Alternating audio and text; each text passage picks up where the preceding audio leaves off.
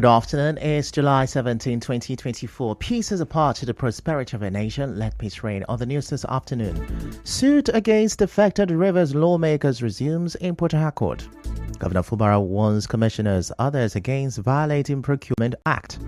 Expert says no legal grounds for legislature to hold public funds. 13 rivers local government areas are at risk of flooding.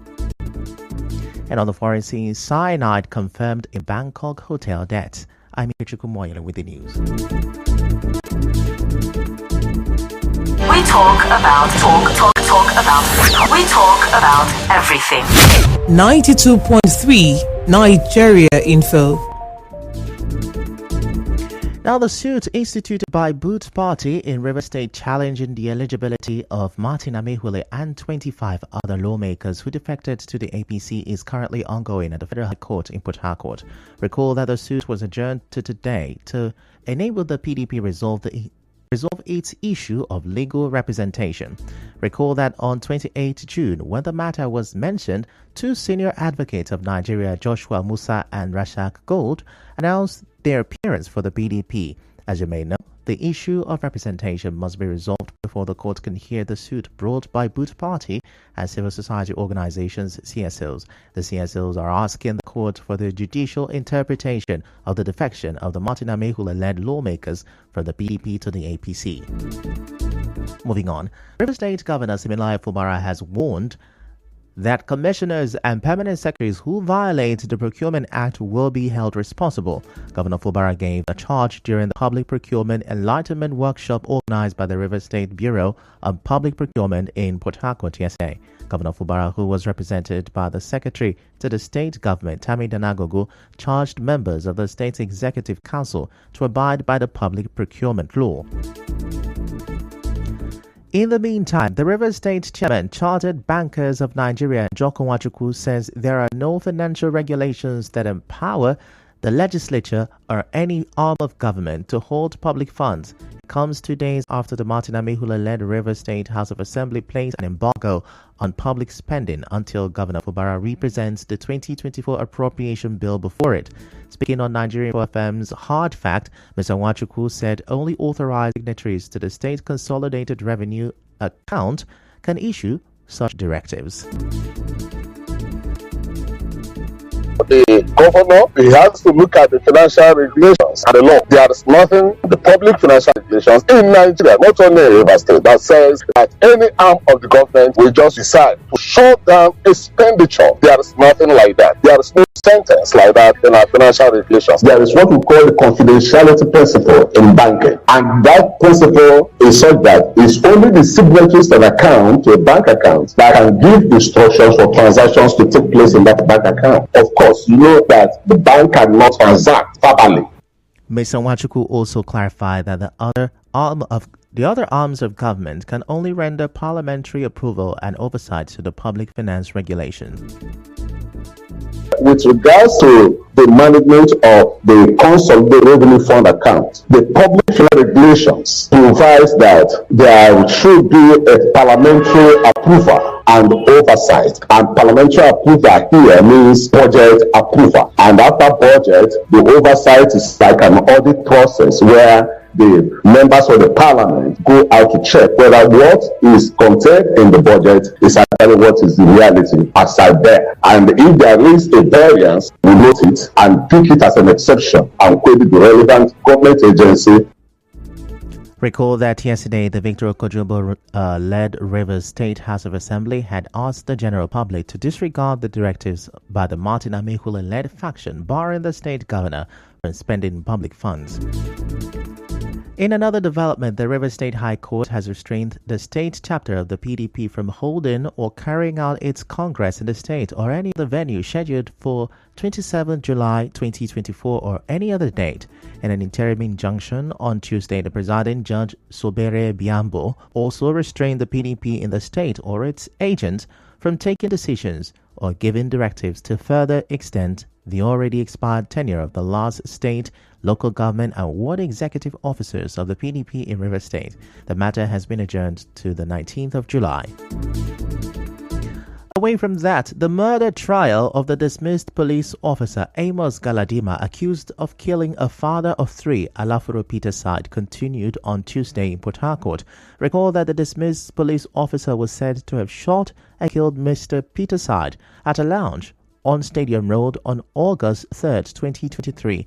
When the matter was mentioned at the State High Court, the prosecution lawyer, CBAK, presented the bullet recovered from Peterside's body as evidence. The lawyer also attempted to introduce CCTV footage as evidence, but Mr. Galadima's lawyer, V.E. Jacob, argued that she had not yet reviewed the footage and requested the court to delay its presentation. Justice Joy Abuwunu, in her ruling, granted the defense's request and postponed the playing of the video footage. The matter was adjourned to Thursday, 18th July 2024. Still to come, 13 Rivers local government areas at risk of flooding. Stay with us.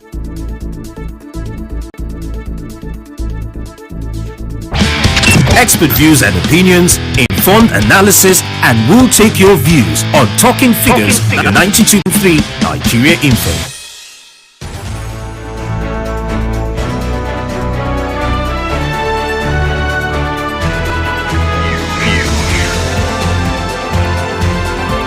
This is the news on 92.3 Nigeria Info.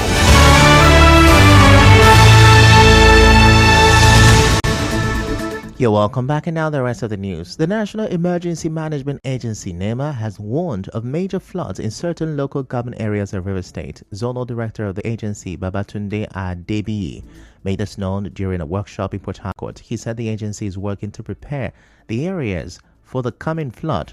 Some of the high-risk local government areas identified include Obwebe Mandoni, Degema, and Ahoda East and West, among others.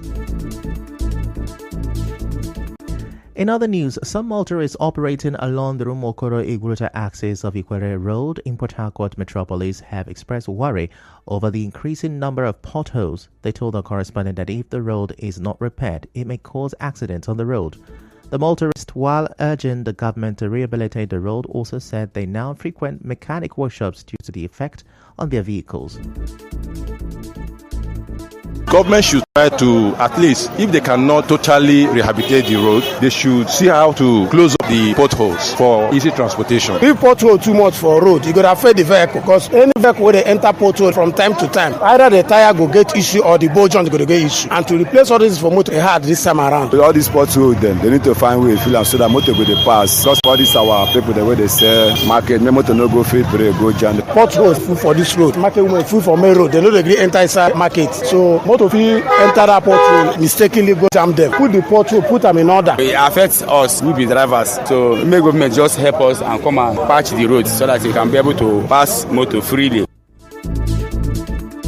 Away from that, the Nigeria Center for Disease Control and Prevention reported over 3,600 suspected cholera cases and 103 deaths across 34 states and the Federal Capital Territory as of July 15, 2024. NCDC Director General Dr. Jide Idris revealed these figures at a press briefing in Abuja, noting that the outbreak has affected 187 local government areas, with a cumulative case fatality rate of 2.8% for the year.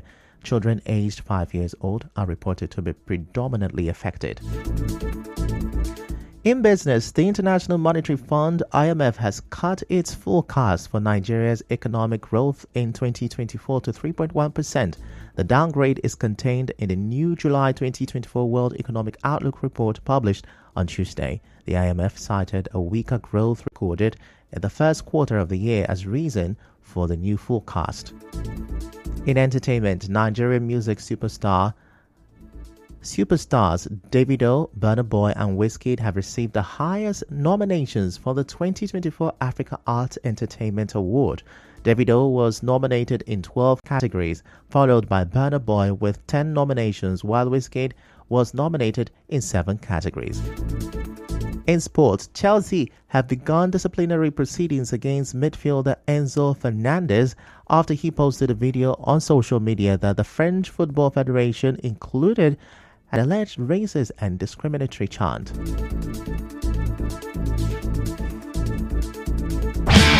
Expert views and opinions, informed analysis, and we'll take your views on Talking Figures 92.3 Nigeria Info.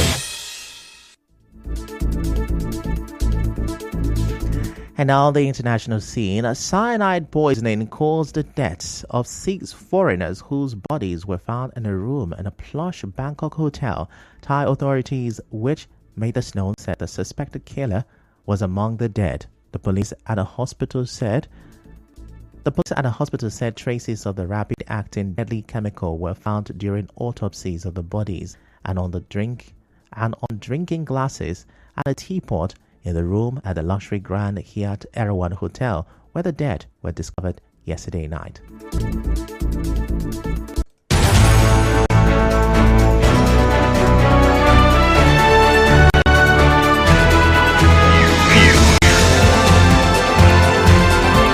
This is the news on 92.3 Nigeria Info.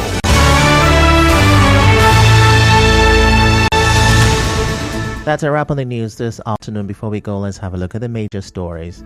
The suit against the defected River State lawmakers has resumed in Port Harcourt. Governor Fubara has warned commissioners and permanent secretaries against violating the Procurement Act. A financial expert says there is no legal ground for the legislature to hold public funds. NEMA says 13 rivers local government areas are at risk of flooding. And on the foreign scene, cyanide poisoning caused the death of 6 foreigners found in a room in a plush Bangkok hotel. The news was edited by Martha Okirinkem. To reach the news team, send an SMS or WhatsApp to 0808 721 7215. I am Ifechukwu Mwanyeli. Many thanks for listening.